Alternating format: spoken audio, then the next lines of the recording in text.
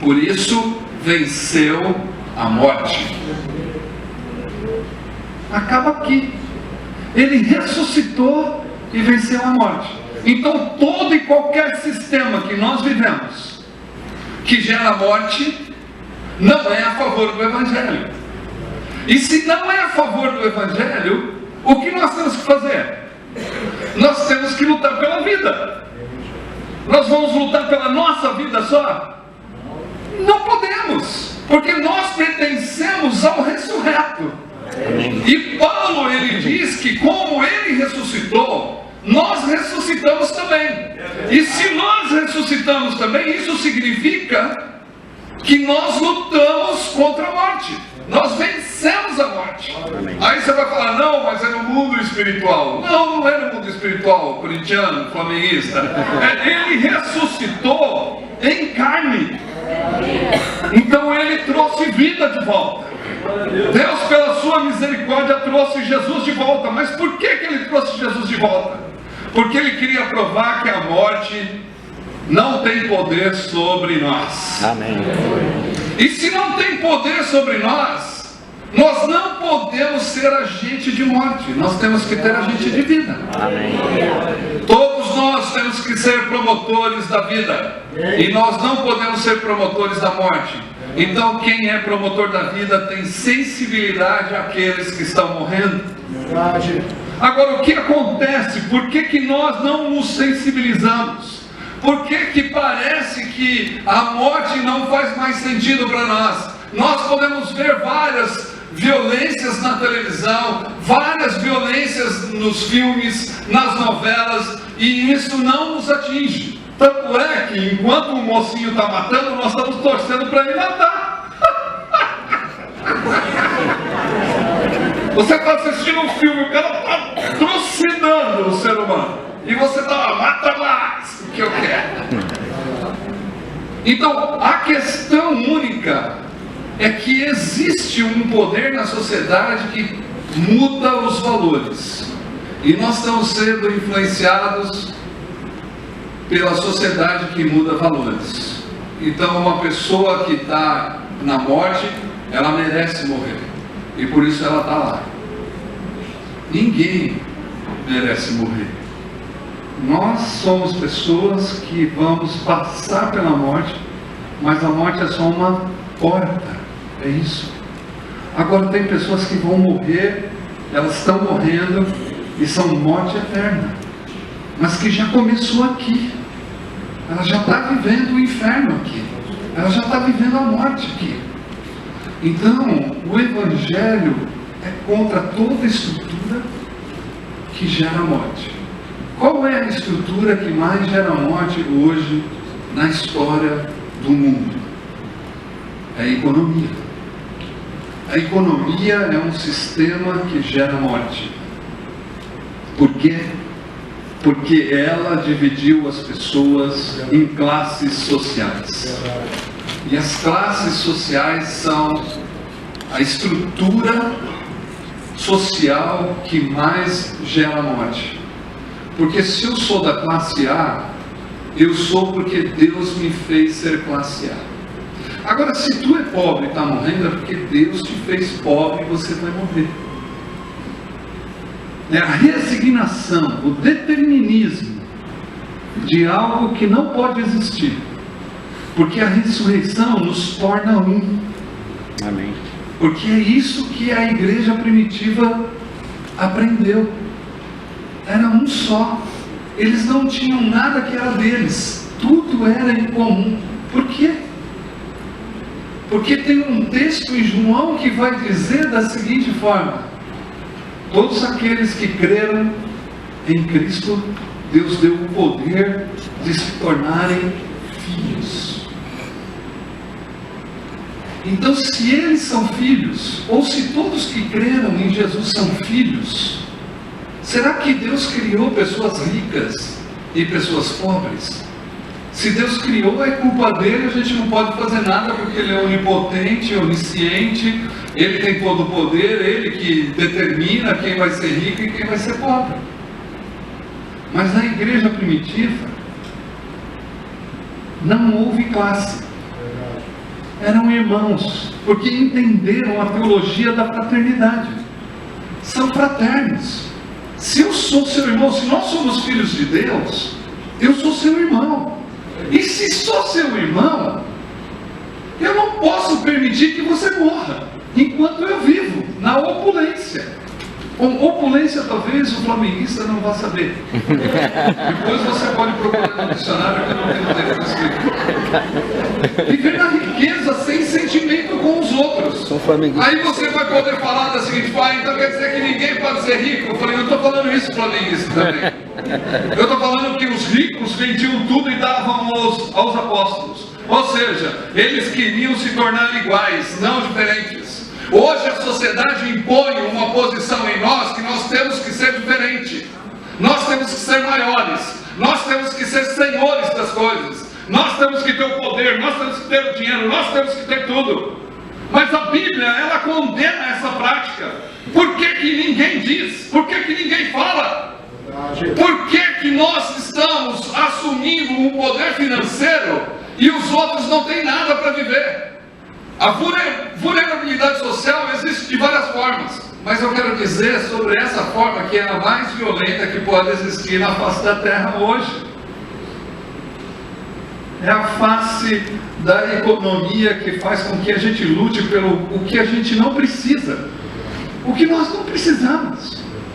Porque a Bíblia fala que nós temos que nos acomodar às coisas simples, mas parece que a simplicidade ficou tão difícil hoje, que a gente complica tudo o que é simples. O que é simples nós não queremos. Então parece que todas as coisas que queremos adquirir, nós temos que acumular para poder adquirir. Então se nós acumulamos para poder adquirir, o outro vai ficar sem. Aí você vai falar, não, mas você é pobre, está tudo certo, cara. Você tem que falar isso mesmo. Não, mas eu já vivi o outro lado. Eu já fui rico. Eu já morei em apartamentos de alta classe, já tive carros, já tive casas, já tive tudo. Mas diante da miséria, eu tive que responder, porque eu sou a resposta para a vida do outro. Porque eu sou crente. Amém. Se eu sou crente, eu tenho que ser a resposta para o outro. Eu não posso trocar de carro enquanto o outro vem de bicicleta. Eu não posso viver numa vida abastada enquanto o outro passa fome. Se eu sou irmão, eu não posso. Se eu sou seu irmão, eu não posso. E essa é uma situação que nós estamos vivendo e que parece que é normal. Por isso que existe a vulnerabilidade social. Porque poucos têm e muitos não têm nada. Tem um homem chamado Jacques Deleuze, eu acho que muitos conhecem. Ele vai dizer, definição de pobreza é acúmulo de poucos. É isso. A morte nada mais é do que acúmulo de poucos. Porque nós acumulamos, a multidão morre. É assim. Então, o que significa ressurreição? Ressurreição é trabalhar num sistema que gera vida e não que gera morte. Então, nós, eu não posso ser rico? Não, eu não estou falando que você não pode. Eu estou falando que você tem que dividir mais. É só. Você tem que dividir mais. Você pode ter? Pode. Mas você não precisa ter tudo. Você pode ter o necessário. E o resto você tem que dividir. Amém. A gente luta por 10% na igreja. E a pessoa ainda vem discutir com você se é do bruto ou se é do líquido.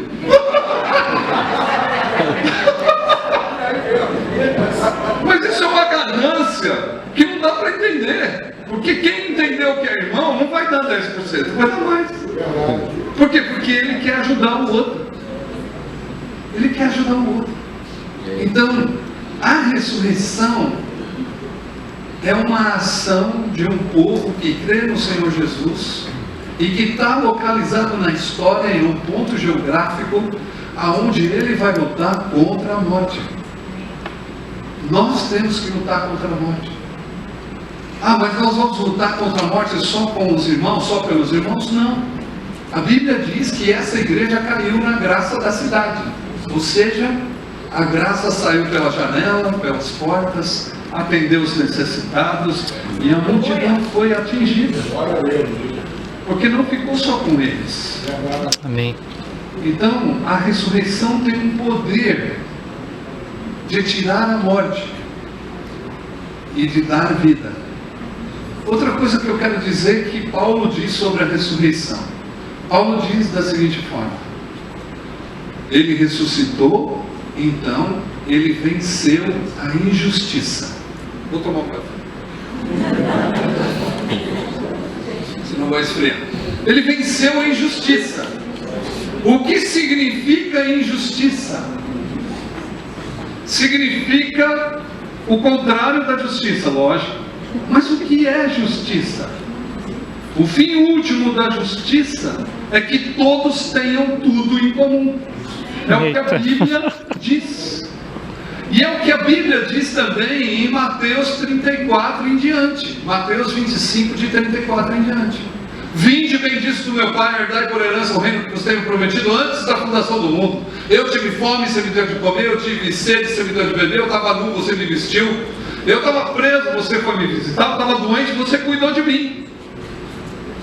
Mas para quem nós fizemos? Se fizeram a um desses meus pequenos. Porque a bondade de quem entende a irmandade é tão cotidiana que ele nem sabe o que isso está fazendo para Jesus, né? A bondade, ela sai da vida da pessoa e se torna tão cotidiana que ela acha que o que ela faz é pouco.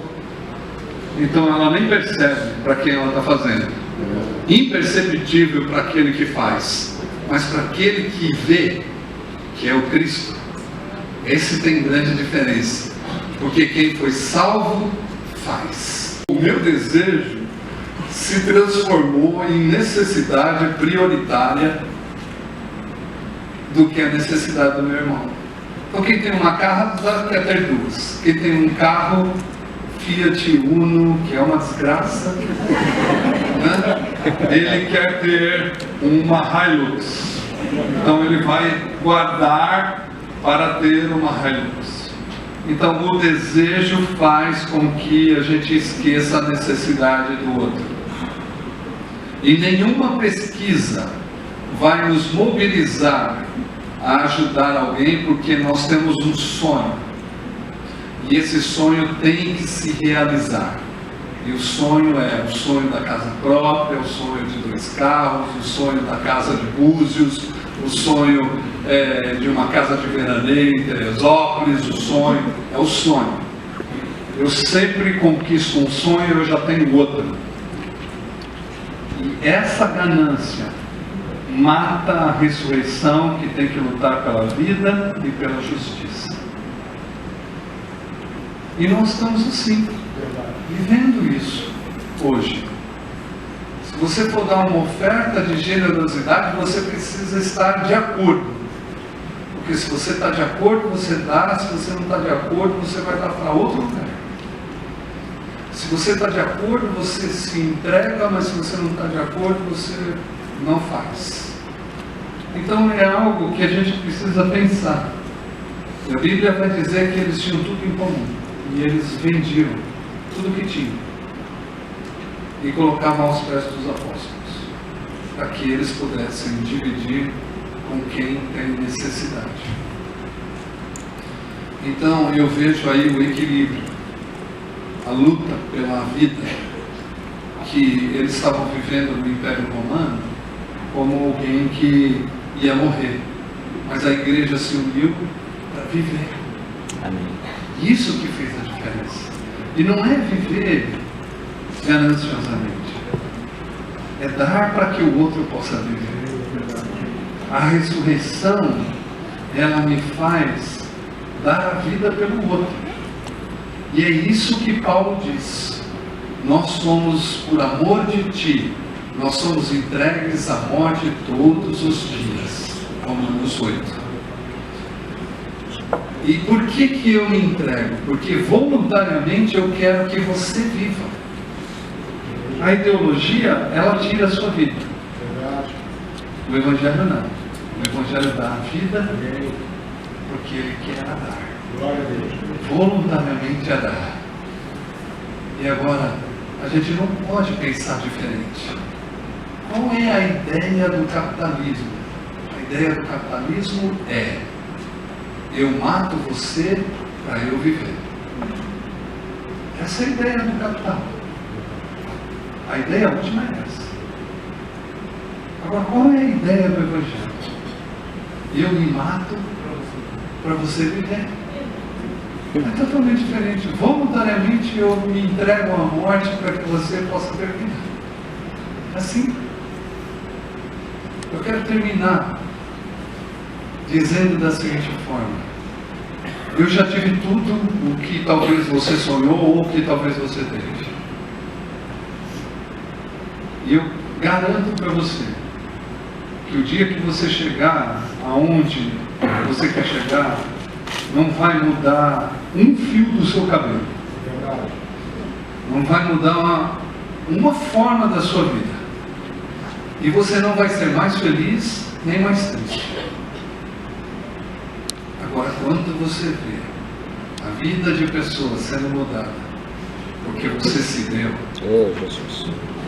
não existe valor que possa pagar isso. Não existe. Eu me converti quando eu era pastor já. Eu aceitei Jesus quando eu já... Não, vocês dão risada, mas é verdade. Eu já era pastor. E é claro que a gente pode tirar uma verdade daqui. Nós temos que orar para que os nossos pastores se convertam. Porque tem pastor que não é crente. Não estou falando dessa igreja, estou falando que tem alguns que não são crentes. A gente pode orar. Mas eu me converti com uma pregação de uma menina de 16 anos dentro de um prostíbulo no primeiro andar. Que ela fez uma pregação que eu nunca mais esqueci na minha vida. E o apelo dela foi que eu disse para ela que eu ia cuidar dela, que agora tinha entendido o Evangelho. Porque ela me disse que eu não tinha cuidado dela o suficiente. E que ela tinha encontrado uma pessoa que amava, que foi o traficante.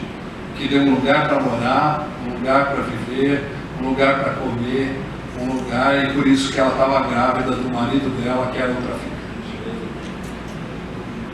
E eu disse a ela: vamos embora então que eu vou cuidar de você.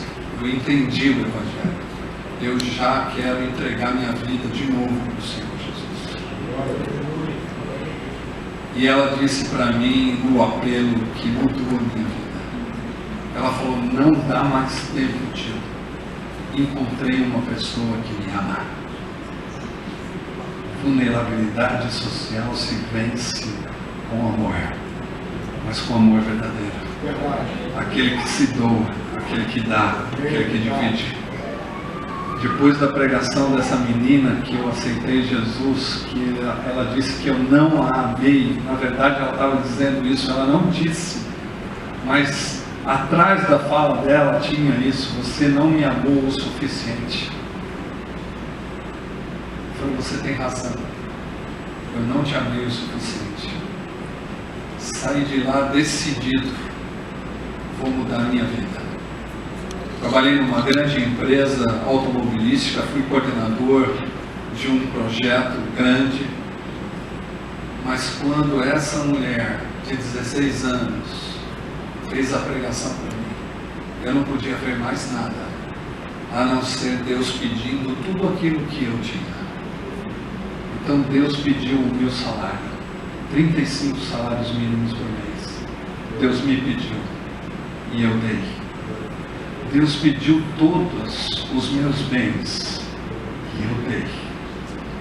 Deus pediu o meu filho de 14 anos, chamado Estevão, e eu dei. Deus pediu a minha visão e eu dei. Deus pediu a minha saúde, eu dei. E se Deus pedir algo mais, eu vou dar, porque Ele não deixou de ser bom. Amém. E a bondade de Deus tem que nos constranger a abrir mão das nossas vidas e dos nossos confortos, para que a gente possa ver pessoas não morrendo. Oh, Senhor. E eu decidi com a minha esposa, não posso resolver o problema da vulnerabilidade do mundo, mas eu posso resolver o problema da vulnerabilidade ao redor da minha casa. Aluguei uma casa, porque já não tinha mais nada, aluguei uma casa grande e convidei 37 pessoas que estavam em vulnerabilidade social para morar na minha casa. Travestis, prostitutas, bandidos, assassinos, trouxe tudo para dentro da minha casa, criança, adolescente. E a minha mulher disse, bom, e agora, o que fazemos? Eu falei, o que fazemos? Vamos dividir tudo o que temos com todos eles, porque eles são irmãos em Cristo. E eu falei, a gente pode perder tudo, mas uma das coisas que a gente não pode perder é a unidade de morar junto com essas pessoas e saber que elas são amadas por Jesus. Aleluia. Milagre todo dia na minha casa, porque todo dia há 8 anos nós estamos comendo frango, mas tem um frango para cada um pedacinho, um arroz, um feijão, sempre tem. E se eu sair voando daqui, não liga, porque eu estou aprendendo.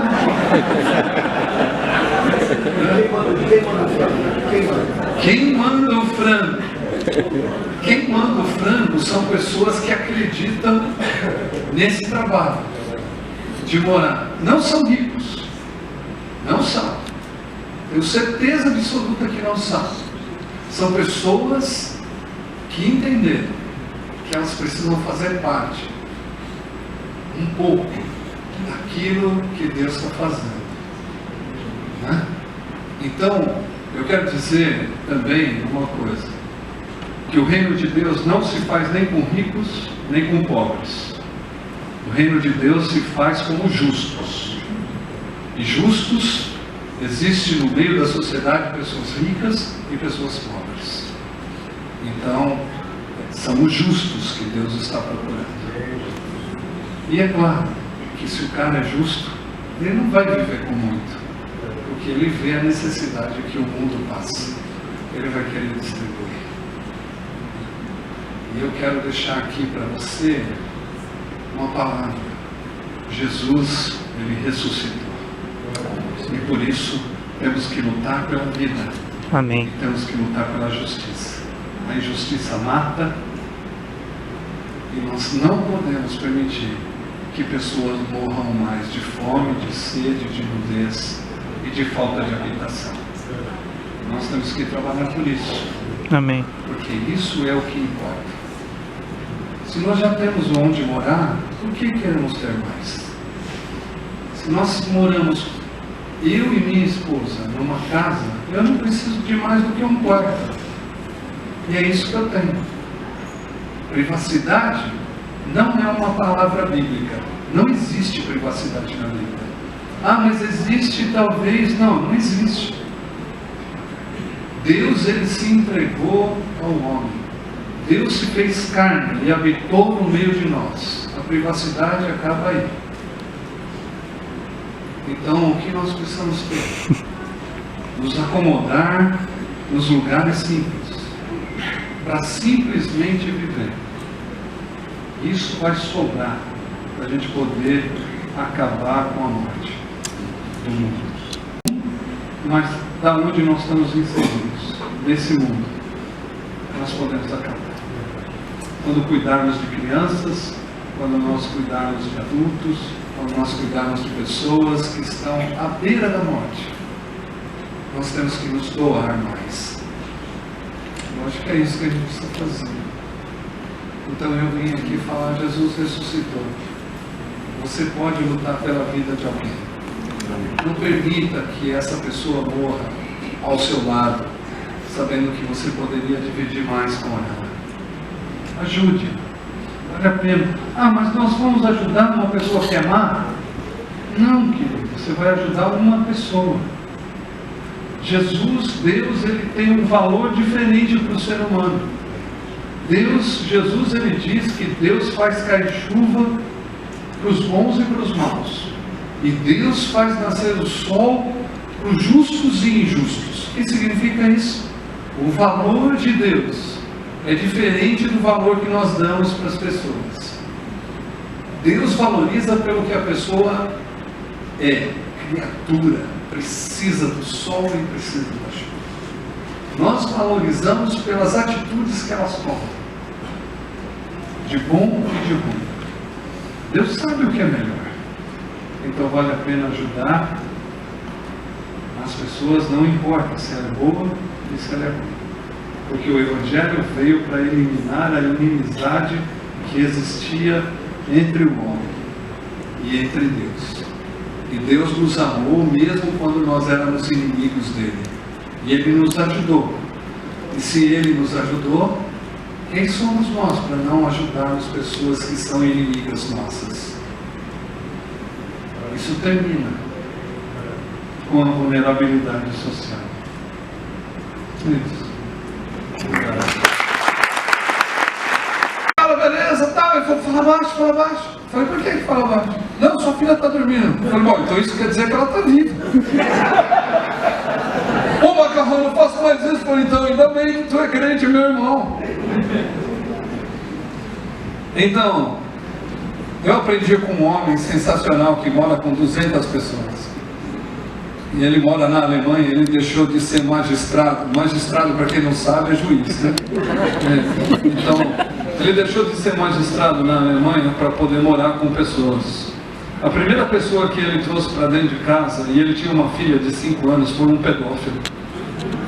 E que hoje é vice-presidente da organização onde eles trabalham.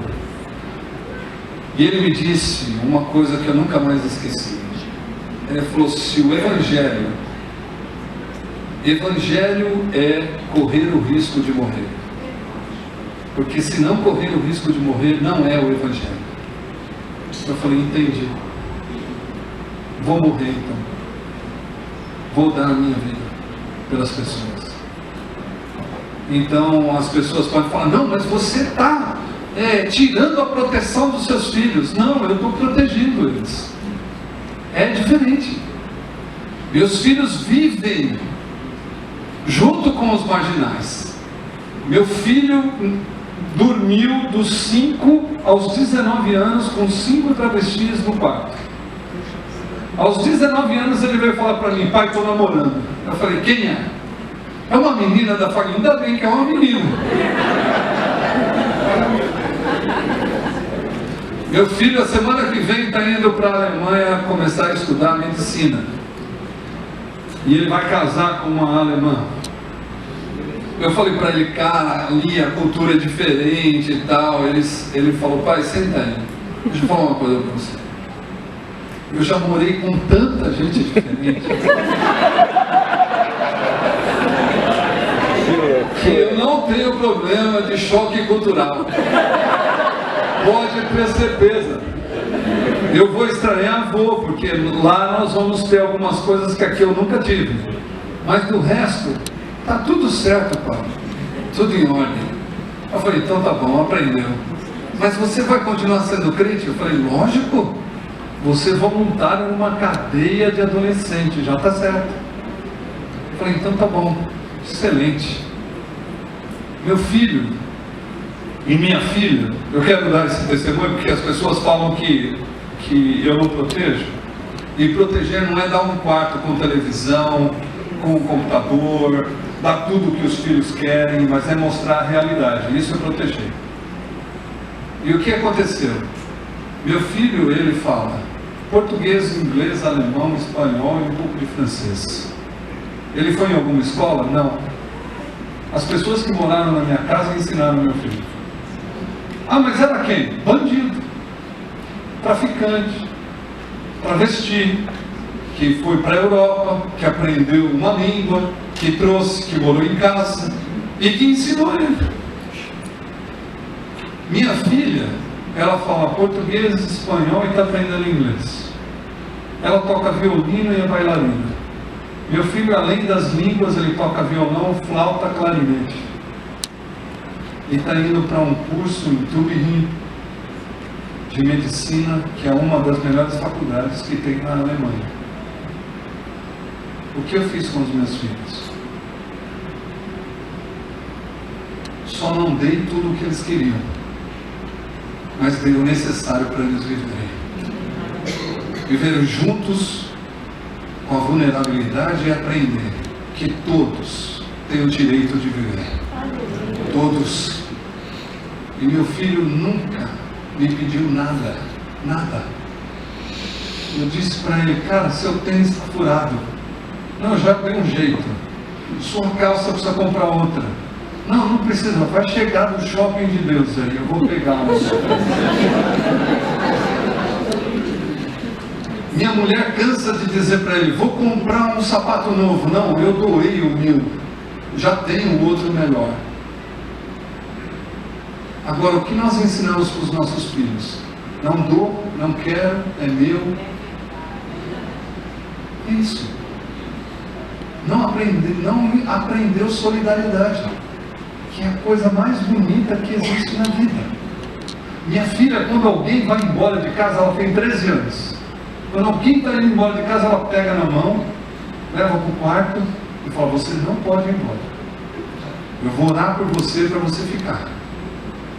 E aí põe a mão na cabeça do cara e ora. Vários anos ela faz isso. Vários anos. Ela chama Marissa. Marissa significa na frente. Então ela quer ser a chefe de tudo. Ela quer mandar em todos. Né? E manda mesmo. Né? Com o jeitinho dela, ela põe todo mundo no bolso. Travesti, prostituta, bandido, assassino. Esse assassino que cuidou dela mesma, ela faz ele de gato e sapato. E quando ela está vestida mais ou menos assim, piriguete, ele olha para mim e fala assim: você vai deixar sua filha sair assim? Você está pensando o quê? Olha como ela é bonita, vai deixar sair assim? Não, manda pôr uma roupa. Tem vários irmãos mais velhos que cuidam. E é bonito de ver. É bonito de ver quando você dá vida pelo outro. É muito lindo. Né? E a gente vive essa vida que Deus nos deu, que eu acho uma vida maravilhosa para viver. E eu não deixei de proteger meus filhos.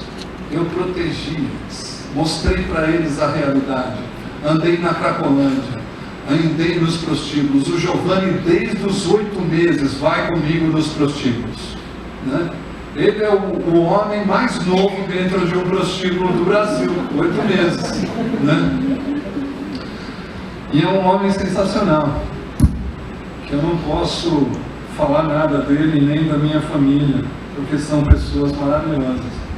Ah, mas eu tenho filhos maravilhosos, mas eu não fiz nada disso. Pô, graças a Deus, cara, conseguiu. Né? A dinâmica, o método, não é importante. O importante é, são crentes, estão firmes, fazendo o ministério. Eles são solidários, dividem o que têm. Isso é maravilhoso. Eu estou falando só de uma experiência de 25 anos. Né? Não é uma experiência de 2 anos que eu estou vivendo. Acho que vale a pena. Então não existe. Não existe. Não existe método, coisa que vai dar certo. Só vai dar certo quando você deu a vida. Deu a vida, vai dar certo. Quero enfatizar de novo. Olha o trabalho da Adriane. Vá visitar a Casa Semente. Ela deu a vida. Está lá funcionando. Por quê? Porque deu a vida. Quem dá a vida vai funcionar. O método é esse. Se entrega, você vai ver os frutos. Se você não se entregar, você não verá fruto nenhum. Né? Amém. Não sei. Você vai dar o limite da. Já está em cima, né? Então vamos fazer assim. Se alguém se